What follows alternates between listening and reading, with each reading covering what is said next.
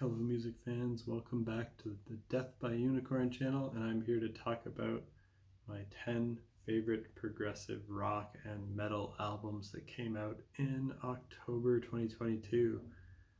Starting from number 10, and it's Abaterium with their album Death, Where Is Your Sting? This is progressive rock with doom metal and heavy metal influences. It's their 5th album. And I had never listened to an album by this Swedish band before, but I try to check out almost any release that's related to progressive rock. This band features Jenny Ann Smith on vocals, and it's always good to hear some female vocals in progressive music. This band was founded by the Candlemass songwriter Leif Edling, but he's no longer part of the band. It's epic and dark sounding. If you're a fan of bands like Black Sabbath and Ghost and Blue Oyster Cult, it's got a bit of that vibe, but it's like those bands leaning more into the progressive side, and it has a bit more symphonic and ambient elements too. So if you're a fan of some doomier stuff too, like Catatonia and Oceans of Slumber, that kind of doomy prog, you'll like this. But you won't get any screaming vocals here. It's all just beautiful singing. Number 9 is The Gloom in the Corner with their album Trinity. This is more on the metalcore side, not super progressive, but it's kind of progressive metalcore with that djent style from time to time, some deathcore influences. It's their 2nd album. They're a really catchy band. They use low-tuned guitars. The vocals are impressive. Great singing and screaming. One song on here features Lauren Babick from Red-Handed Denial, and her vocals are always great, and I was super pleasantly surprised by the whole album. Seems like it's a concept album, but I didn't fully follow the story, and it just had some of the coolest heavy breakdowns and riffs and amazing melodies. They even had a couple softer songs on here. There were some vocal moments that bordered on hip-hop. Some proggy stuff, atypical song structures and time signature changes on here. Number 8 is O.R.k or O.R.k with their album Screamnasium. This is the 4th album of this band that features former Porcupine Tree bassist Colin Edwin and former King Crimson drummer Pat Mastelotto. And we kind of missed Colin Edwin's bass playing on the new Porcupine Tree album, but his playing was very solid here. Vocals on many of the tracks remind me of Chris Cornell. They go when they go into that powerful mode of singing. So check this out if you're a fan of Porcupine Tree and want to hear what that kind of music would sound like with some more powerful Chris Cornell-like vocals. I listened to their other 3 albums as well, and they're a consistently great band. Number 7 is Glass Hammer with their album At the Gate. This is progressive rock with metal influences, and it's their 20th album. They're an American band. It's the 3rd and final album in a trilogy of albums they released called the Scalagrim Trilogy. I was not super familiar with their other work when I heard this, but I went back and I listened to 3 more of their albums. They were all solid. These Scalagram trilogy albums sound like Yes and Wobbler meeting Ghost and Black Sabbath. And I was surprised at how many heavy metal hard rock riffs were on this. I expected softer progressive rock stuff.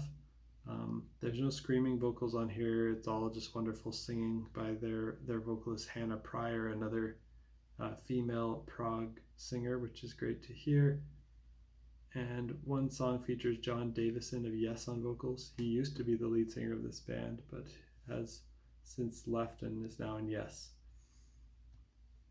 Number 6 is Terra Maze with their album Flight of the Wounded. This is progressive metal. It's very melodic and catchy. I'm surprised I never listened to them before this. They're an Australian band. When I heard this, I immediately listened to a couple of their other albums. They were great too. The guitar sounds a bit like Periphery, but a bit less djenty. The keyboards and guitar solos sound great. They're reminiscent of Dream Theater. The vocals are well executed, powerful, emotional, melodic. The only negative I can say about this is that their lyrics are a bit too obviously Christian, and they stand out to me as kind of a bit cheesy, lame, cliche, preachy.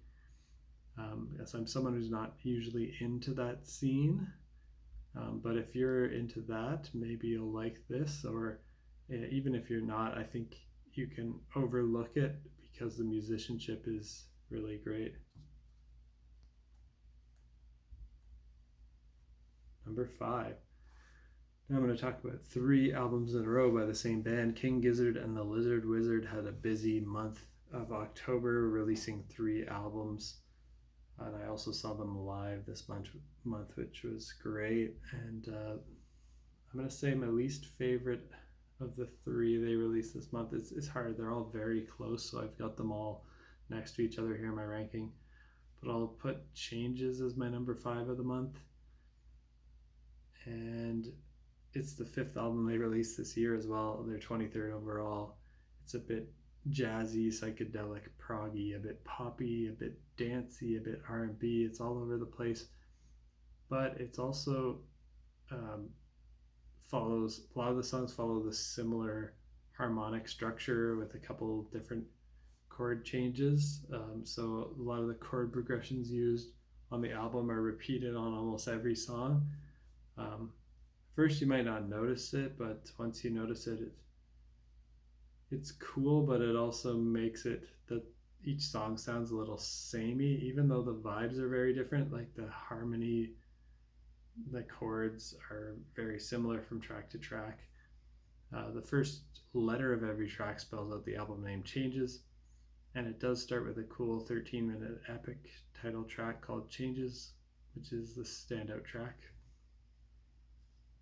Number 4 album of October is also King Gizzard and their album with the long name, Ice, Death, Planets, Lungs, Mushrooms, and Lava, which is psychedelic jazz fusion with some rock, some funk, and soul influences. It was their 21st album, and they did another thing here with the first letter of each word in the album title, lining up with the first letter in the 7 modes of the major scale: Ionian, Dorian, Phrygian, Lydian, Mixolydian, Aeolian, and Locrian. And I believe each song is in a different mode. Not 100% sure to confirm which one is which, because I didn't listen that closely. Coming into this, I didn't know what to expect. You never know with King Gizzard. But I heard Ice 5 first. That was the first single released. It was a jazzy, funky, dancey song. But with them, you could really get anything ranging from pop to rap to metal to psychedelic to electronic to prog. And I like this album better than Made in Timeland from this year, but not quite as much as Omnium Gatherum. Now my number 3, I think I'm at, is also King Gizzard and their album Laminated, Denim. This is psychedelic rock with progressive influences. It's their 22nd album, and the album name here is an anagram of another album from earlier this year called Made in Timeland. And Made in Timeland was more electronic and experimental, but this one is similar to Made in Timeland in structure in that it's 2 15-minute tracks, and the tracks play along to ticking clock metronome sounds. But this album, genre-wise, is not similar to Made in Timeland. It's more psychedelic progressive rock rather than Made in Timeland's electronic sound. So that's kind of why I like this one better than Made in Timeland.